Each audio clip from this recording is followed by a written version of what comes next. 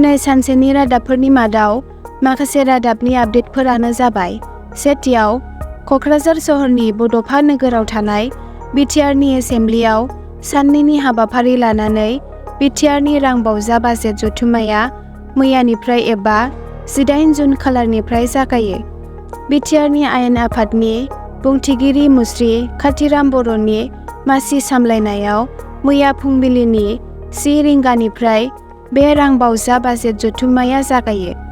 बे रां बावजा बाजेटनि गिबि सानाव बिटिआरनि सीएम प्रमद बर'जों लोगोसे लेङाइ मावफुं मुस्रि गबिन्द चन्द्र बसुमतारी आरो गुबुन गुबुन बिफाननि मावफुं सोद्रोमाजों लोगोसे बेरेखा दोलोनि एमसिएलएफ्राबो लोगो लायो।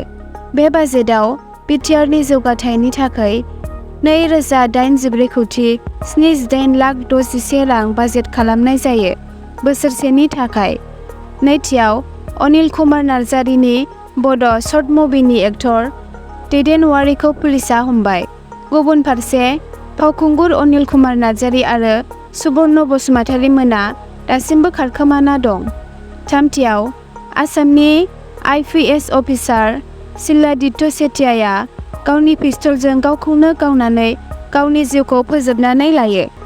गुवाहाटी नेमकेयार हस्पिटालाव गावनि आंगो बिसिया केन्सार बेरामनि ट्रिटमेन्ट लाबाय थादोंमोन, नाथाय मैया बे हस्पिटालावनो थैयो। गावनि बिसिनि थैनायखौ सहायनो हायैयावनो बिथाङा गावनि जिउखौ फोजोबनानै लायो।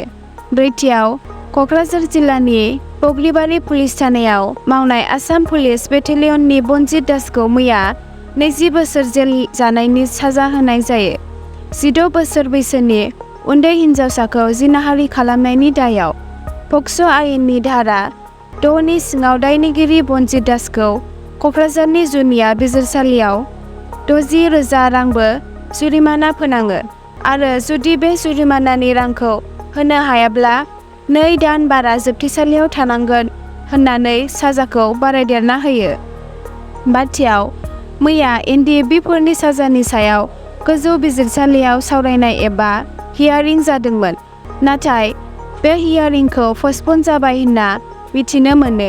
बे सावरायनाया बे दाननिनो 25 अक्ट' खालारखालि जाफिनगोन होननानैबो मिथिनो मोनो। एसेनोसै दिनै हादरनि रादाबाव। Thank you.